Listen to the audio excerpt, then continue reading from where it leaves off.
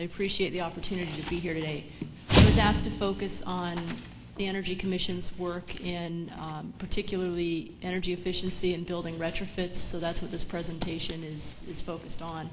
And there is a slide coming up that will give you some perspective on the importance of the television standards. This first slide that has the chart on California greenhouse gas emissions end uses shows the slice of the pie that can be attributed to buildings. Commercial buildings at 8%, residential buildings at 14%. That's the green in this chart.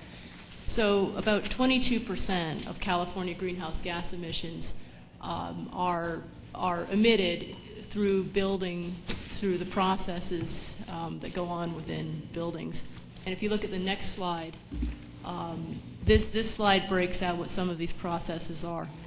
Water heating at 17% and heating of the building at 15% taken together are a very large chunk of the greenhouse gas emissions.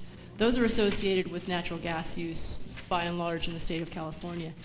The miscellaneous slide at 25% essentially represents plug loads, so the TV standards are focused and addressed to that 25% of the standards. And you see that the plug loads are approximately a quarter of energy use in California buildings, particularly in the residential sector. The next slide shows a chart of statewide natural gas consumption. It's going up. It's projected to go up at just under 1% per year until 2020. Much of that, as you'll see in the next slide, please, Dan, much of that is attributed to residential growth in residential natural gas use. You'll see here that natural gas use in the industrial sector, mining, and industrial is fairly flat, trending a bit down. Mining is definitely trending down. Commercial and residential use are where natural gas use is trending up. So that, again, points to the importance of buildings as a place to reduce the consumption of natural gas. The next couple slides take us through the same analysis for electricity. This is the California electricity demand forecast. It shows an increase at 1.2% annually between 2010 and 2020. Electricity consumption actually dropped statewide about 1.8% between 2008 and 2010, and of course that's due to the recession, and these forecasts are quite sensitive to the numbers that we use to estimate economic activity. The next slide shows where this growth is coming from. Again, commercial and residential electricity use are trending up in the forecast. Industrial electricity use due to industrial activity, agriculture, and mining is projected to be fairly flat. So again, this shows us that in order to reduce electricity use in the state, we really have to look at buildings, commercial and residential buildings. The state has policies in place to address electricity use from buildings. We've got zero net energy buildings policies that have been put in place both by the Energy Commission and the California Public Utilities Commissions.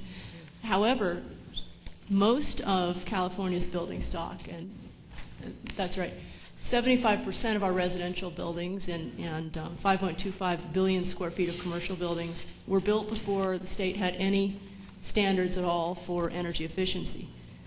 So these buildings are where we really need to focus for the lowest marginal cost, largest number of emission reductions.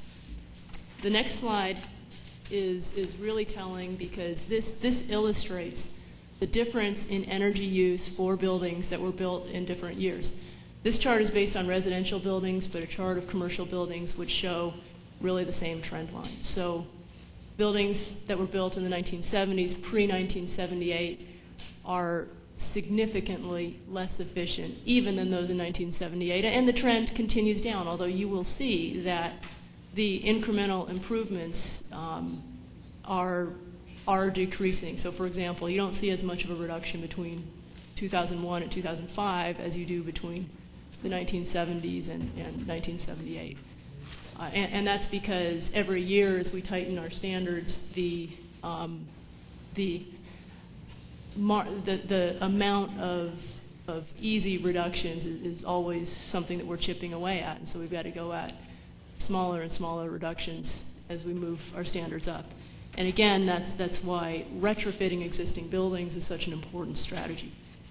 The next slide shows goals that the state has adopted for existing buildings, and these goals come from the California Long-Term Energy Efficiency Strategic Plan that was adopted by the CPUC and endorsed by the California Energy Commission. And I'd like to use this opportunity to recognize the leadership of Commissioner Diane Grunick of the CPUC in this area, because she led adoption of this plan, and she has led some very important energy efficiency initiatives at the CPUC. And we are, it's important as we move forward that our energy efficiency policies are very integrated with the work that the CPUC is doing. And on the next page, this shows emissions reductions that are called for in the ARB's scoping plan. Green building strategies total 26 million metric tons. That's 15% of the total reductions in the scoping plans. And reductions from existing buildings represent 75% of that total. So again, this is showing the importance of retrofits. Existing homes can help to reduce up to 40% of the emissions. On the next slide, this slide shows some of the barriers to addressing retrofits. Obviously, I think one question that might obviously come out of the presentation I've given so far is, okay, if this is where to go, why haven't we gone further in this area? And there has been, until very recently, a lack of effective trigger mechanisms, effective policy, technical backdrop, consumer awareness, financing, and other gaps that have made it very difficult to gain widespread implementation of programs to retrofit existing buildings. And I really believe that we are on the cusp of surmounting these barriers, and that we are looking at, we have the potential to dramatically increase the amount of retrofit activity in California. The next page shows some of what is new and exciting in California. The Energy Commission has adopted the HERS, or Home Energy Rating System, 2 regulations. So we now have a rating system to identify the most cost-effective energy upgrades that can be used in California for homes.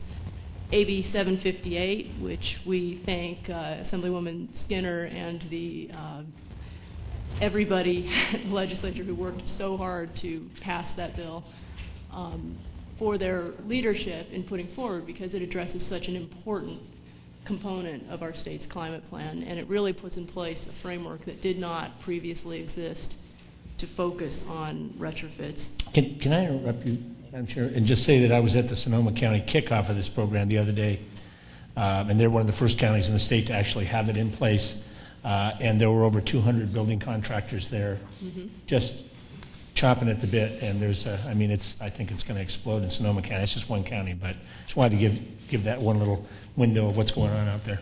I appreciate that, and I agree. We have held workshops on this topic in the Energy Commission, particularly retrofits and PACE programs, or AB 811 type programs, and they have been, we have filled up our main hearing room, we've filled up our second hearing room, we had TV monitors up in the lobby, and we had people crowded around them in the lobby. There's tremendous interest in these programs, so I appreciate that comment.